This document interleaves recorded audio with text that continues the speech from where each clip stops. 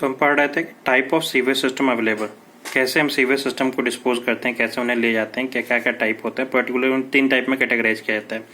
पहला separate system, combined system और partially system. इसमें करते क्या है कि जो हम घरों से पानी निकलते हैं जिसको हम सलेज बोल रहे थे, और जो स्टॉर्म वाटर होता है बारिश का पानी, दोनों को अगर अलग अलग हम डिस्पोज करवाते हैं तो उसको सेपरेट बोलते हैं। एक साथ ले जाते हैं तो कंबाइंड बोलते हैं, और कहीं कहीं ये दोनों को कंबाइंड यूज करते हैं, पार्शली सेपरेट सिस्टम बोलते हैं। सीवेज सिस्टम याद रखो, सीवेज सिस्टम में design for the sewage plus storm water वो बारिश का पानी है। सेपरेट सिस्टम पढ़ लो। Separately sewage and storm water carried away by separate pipes और कंड्यूट। पाइप को कंड्यूट बोलते हैं। तो दोनों के लिए अलग अलग पाइपलाइन अगर हम बिछाएं कि जो सीवेज हमारा आ रहा है शहर का उसके लिए अलग, और जो बारिश का पानी आ रहा है जो रोड से और बिल्डिंग से होते हुए पास कर रहा है उनके लिए अलग बिछाएं। ये कहाँ करते हैं? जहाँ पे हमारे पास एरिया लिमिटेड होता है, जहाँ हम ज़्यादा डीप एक्सकेवेशन नहीं कर पाते हैं, जहाँ दोनों को कंबाइन करना हमारे लिए मुश्किल हो जाता है। It is only suitable when rainfall. अच्छा, दूसरा जब हमारा रेनफॉल अनइवन होगी, बारिश का पानी लगातार ना होता हो। Useful only in hilly area. Hilly area में कहते हैं useful when the deeper excavation is not suitable. Combined की बात कर लें, हम लोग के यहाँ कंबाइंड प्लेन एरिया में कंबाइंड यूज करते हैं। Both sewage and storm water collected and conveyed in same pipeline. Limitations क्या है? Use where rainfall has even distribution, plain area only, and can be used in congested place. Congested place में जहाँ 2 अलग अलग pipeline हम नहीं बिछा सकते हैं उनके लिए होता है, एक्सकेवेट नहीं कर पाए। And can be used where excavation is easy. Okay, next आ जाओ। Partially separated system, it is design for totally quantity of sewage plus partially for storm water suitable population dense metropolitan city. अब हम fundamental, अब हम type of sewer की बात करें। Type of sewer से पहले हम ये देखें कि हम कैसे डिस्पोज करते हैं। जैसे ये इंडिविजुअल हाउस है, या हाउस 1 है, हाउस 2, हाउस 3, तो घरों से जो पानी निकलता है जिस सीवर से उसको हम क्या बोलेंगे? House sewer. ये इंडिविजुअल हाउस है या फ्लैट है मान लो, है ना, तो हर एक घर से जो पानी रोड पे निकलता है उस सीवर को हम क्या बोलेंगे? House sewer. ये बाहर कहीं ना सबके घरों से पानी निकल रहा है और बाहर जो रोड पे एक नाली जा रही है, जो सीवर जा रहा है, उस सीवर में डिस्पोज कर दिया इन्होंने। इस सीवर को हम बोलेंगे लेटरल सीवर। इस सीवर को, ये सड़क पे, सड़क अलोंग द रोड है, अलोंग द रोड जो सीवर मूव कर रहा है उसको हम बोलेंगे लेटरल सीवर और सबमेन ब्रांच। ओके, ये जाके फिर कहाँ मिलेगा? हर घर से पानी इकट्ठा करते हुए कहाँ मिलेगा? मेन सीवर में या ट्रंक सीवर मिलेगा। इसको बोलते हैं मेन सीवर और ट्रंक सीवर। ये भी कुछ फ्लैट्स हैं, इनके भी ये जो सीवर है इनको बोलेंगे हाउस सीवर। ये हो गया आपका लेटरल सीवर। ये कहाँ डिस्पोज करता है? मेन सीवर में। मेन सीवर से लेते हम क्या करेंगे? उसको पहले ट्रीट करेंगे, ट्रीट करने के बाद जो है आउटफॉल सीवर में डिस्पोज करते हैं और वहां से डिस्पोज कर दिया जाता है। उनके डेफिनेशंस यहाँ पे।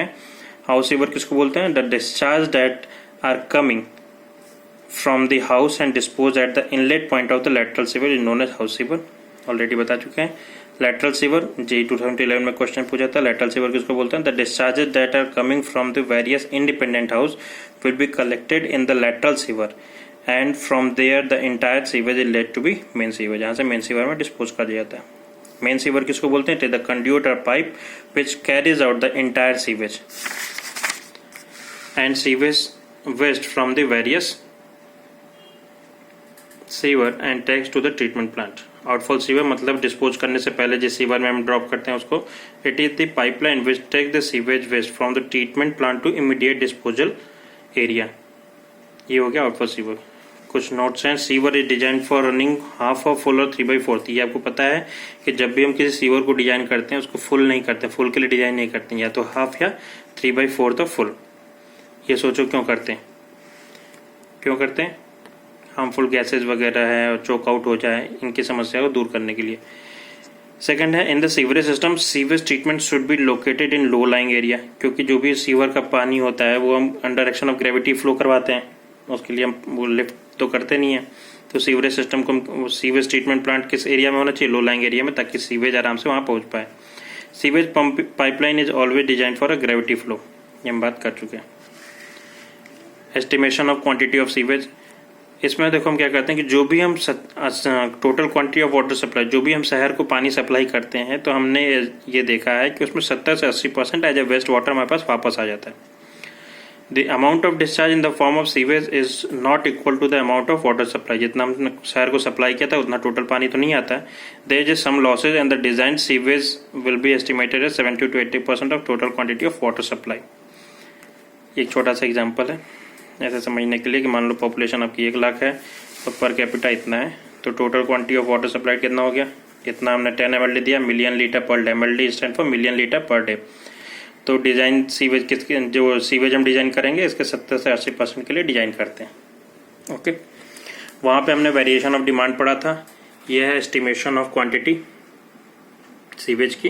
क्वांटिटी ऑफ सीवेज एस्टिमेटेड है मैक्सिमम डेली, वहाँ पे कितना था 1.8, यहाँ पे 2 twice of average daily flow, maximum hourly वहाँ भी सेम था 1.5 into maximum daily flow. Sewage pipeline is always design for the maximum hourly flow, that is 3 times of Q. 3 times of Q कहाँ से है, यहाँ से। Okay, 3 times of Q is average daily flow. तो prevent the operation of silting. Silting क्या होता है कि जब सीवर का पानी फ्लो करता है उसके साथ साथ सैंड पार्टिकल्स वगैरह फ्लो करते हैं, तो वो कहीं चोक आउट ना हो जाए, इसके लिए उसको रोकने के लिए क्या करते हैं, sewer pipeline is checked for minimum flow condition. Sewer pipeline को मिनिमम फ्लो कंडीशन ऐसा डिजाइन करते हैं कि मिनिमम फ्लो कंडीशन पे भी वो फ्लो कर पाए। Sewer pipeline is laid for the gravity flow condition for maintaining the suitable gradient for slope. Maximum daily sewage flow, maximum hourly sewage flow हम चर्चा कर चुके हैं, उसको देख लो एक बार। फॉर्मूला वेरिएशन वाटर डिमांड एक बार देख लो कि वहाँ से ज़्यादा समझ में आ जाएगा। Sewage pipeline is check for minimum hourly sewage flow, that is Q/3। Sewerage system is design for the total quantity of sewage plus storm water, मतलब 3Q + QP के लिए। QP क्या है, स्टॉर्म वाटर के लिए।